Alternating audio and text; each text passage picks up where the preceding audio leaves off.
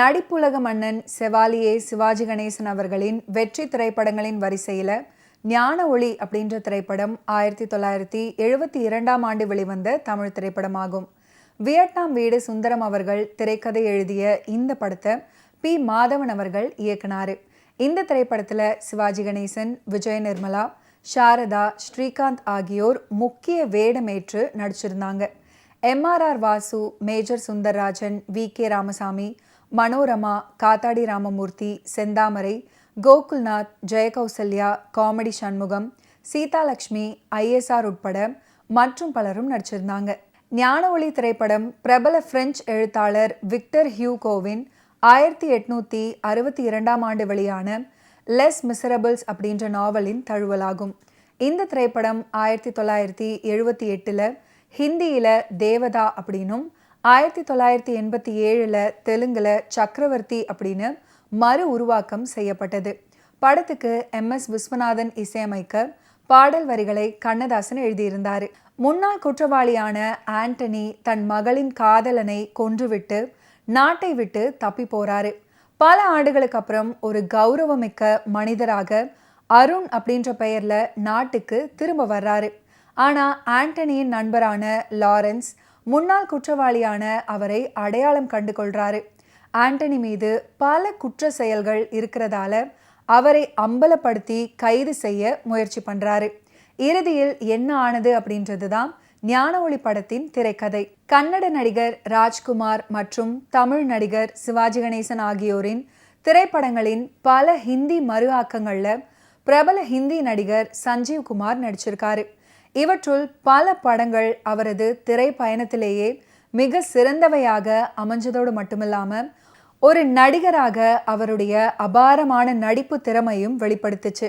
சிவாஜி கணேசன் அவர்கள் நடித்த நவராத்திரி அப்படின்ற தமிழ் படத்தின் மறு ஆக்கமான நயா தின் நயி ராத் திரைப்படத்தில் அவர் 9 விதமான கதாபாத்திரங்களை ஏற்று மிக சிறப்பாக நடித்தது பரவலாக அறியப்பட்ட ஒன்றாகும்.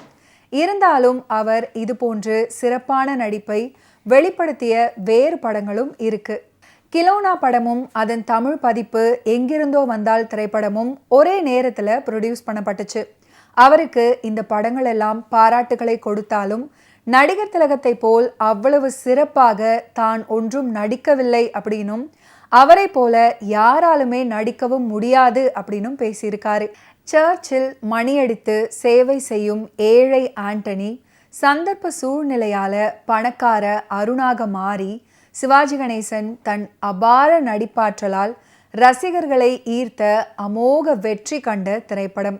இந்த படத்துல இடம்பெற்ற தேவனே என்னை பாருங்கள் பாடல் காட்சிகள்ல நடிகர் திலகம் நடிப்பை வெகுவாக பாராட்டினாராம் சென்னை சாந்தோம் சர்ச் ஃபாதிரியார். தேவாலயத்து மணியடிக்கும் ஆண்டனி அப்படின்ற அன்பால் தோற்று போனவன் கதை ஒரு அனுதாப அலையை நம் நெஞ்சில் எழுப்பும். தமிழ் திரை வரலாற்றில் தவிர்க்க முடியாத சித்திரங்களில் ஒன்று இந்த ஞான ஒளி திரைப்படம். நடிகர் திலகம் சிவாஜி கணேசன் அவர்களுக்கு இன்னொரு திலகமாக அமைஞ்சது. கண்மூடித்தனமான அன்பு, கண்மூடித்தனமான கோபம் ரெண்டும் கலந்த கலவையாக அந்த முரட்டு ஆண்டனியாக வாழ்ந்திருப்பாரு நடிகர் திலகம். தன்னை வளர்த்த பாதிரியாரின் இறுதி நாளில் கரைந்து உடைந்து போய் அவரின் கையை வாங்கி அழுது கொண்டே விரல் சொடக்கு போட்டுக்கொண்டு அவரின் கையை பற்றி கொஞ்சி அழும்போது படம் பார்க்கும் ரசிகர்களையும் கண்ணீர் விட வச்சிடுவாரு. சிவாஜி அப்படின்ற பட்டை தீட்டிய வைரம் அப்படியே இந்த படத்துல புத்தம் புது தோற்றம் பெறுகிறார். படத்தை பார்த்து கொண்டிருக்கும் போதே ஒரு எண்ணம் நம் மனதில் தோன்றும்.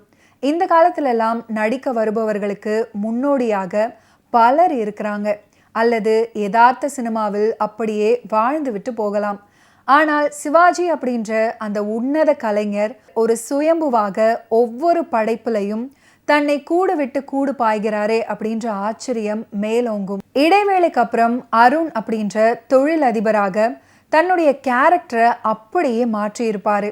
அதில் கம்பீரமும் மிடுக்கும் தெரியும். ஞான ஒளி திரைப்படத்துக்காக டி.எம். சௌந்தரராஜன் அவர்கள் ஒரு சில அற்புதமான பாடல்களை பாடியிருக்காரு. அதில் ஒரு ஃபென்டாஸ்டிக்கான பாடல் தான் தேவனே என்னை பாருங்கள் அப்படின்ற பாட்டு. இந்த பாடலுக்கு உண்டான வரிகளை கண்ணதாசன் எழுதியிருக்காரு. டி.எம். சௌந்தரராஜன் அவர்கள் பாடிய இந்த பாடல் ரசிகர்கள் மத்தியில நல்ல வரவேற்பை பெற்றதோடு மட்டுமில்லாமல் இன்றும் ஒரு பேசப்படக்கூடிய ஒரு பாடலாக மாறியிருக்கு. குறிப்பாக இந்த பாடலுக்கு இடையில் வரும் வசனங்கள், ஒரு மந்தையில் இருந்த 2 ஆடுகள் வேறு வேறு பாதையில் சென்று விட்டன, மீண்டும் சந்திக்கும் போது பேச முடியவில்லையே அப்படின்ற வசனம் இன்னும் பல மீம்ஸ் மற்றும் காமெடிக்கு பயன்படுத்தப்பட்டு வருது. இந்த பாடலை பாட TM சௌந்தரராஜன் வரவழைக்கப்பட்ட போது பாடலுக்கு இடையில் வரும் வசனங்களை சிவாஜி அவர்களை வைத்து பதிவு செய்யலாம் அப்படின்னு படக்குழுவினர் விரும்பியிருக்காங்க. ஆனால் சிவாஜி அவர்கள் என்ன காரணத்தினாலோ தன்னால் முடியாது அப்படின்னு சொல்லியிருக்காரு.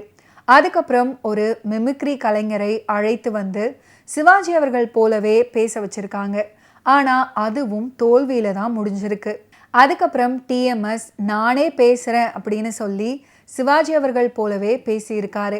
TMS குரல்ல வந்த இந்த வசனமும் இந்த பாடலும் ரசிகர்கள் மத்தியில் நல்ல வரவேற்பை பெற்றது. அதே போல முதல் முறையாக ஒரு கிறிஸ்டியன் பாடல் பதிவு பண்ணுறதால 4 பாதிரியார்களை வரவழைத்த இசையமைப்பாளர் MSV இந்த பாடலை திரும்ப திரும்ப அவர்களுக்கு ப்ளே பண்ணி காட்டி திருத்தம் இருந்தா சொல்லுங்கள் அப்படின்னு சொல்லியிருக்காரு. அவர்கள் ஒப்புதல் அளித்ததுக்கு அப்புறம்தான் இந்த பாடல் படத்தில் சேர்க்கப்பட்டிருக்கு. நடிப்பு பல்கலைக்கழகம் அப்படின்னு அழைக்கப்படும் நடிகர் திலகம் சிவாஜி கணேசன் முடியாது அப்படின்னு சொன்ன பிறகு அதை முடித்து காட்டிய பாடகர் TMS தான் பேசிய வசனத்தை இன்னும் மக்கள் மத்தியில் பிரபலமான வசனமாக பதிய வச்சிருக்காரு. ஓகே வியூவர்ஸ், இன்னைக்கு நிகழ்ச்சியில் நடிகர் திலகம் சிவாஜி கணேசன் அவர்களுடைய ஃபிலிம் கெரியரில் நடந்த பல இன்ட்ரெஸ்டிங்கான விஷயங்களை நீங்கள் பார்த்து தெரிஞ்சிருப்பீங்க.